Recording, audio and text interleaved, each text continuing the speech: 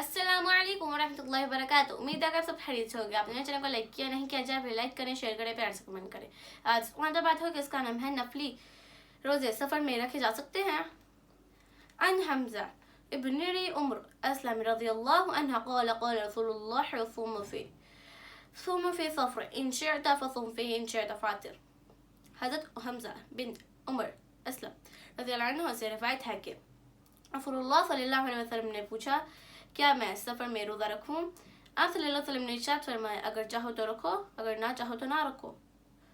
इसे नसाई ने रिवायत किया है। जिहाद या हज के सफ़र में नफली रोज़ा रखने वाले को अल्लाह ताला 70 साल की मुसाफत के बराबर जहन्नम से दूर कर देते हैं।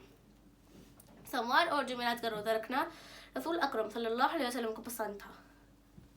हज़रत अबू हुरैरा रज़ियल्लाहु अन्हु कहते हैं कि रसूलुल्लाह सल्लल्लाहु अलैहि वसल्लम ने फरमाया, सोमवार और जुमेरात को लोगों के अमाल अल्लाह के हुज़ूर पेश किए जाते हैं। मैं चाहता हूँ कि जब मेरे अमाल अल्लाह के यहाँ पेश किए जाएं तो मैं रोज़े रखूँ।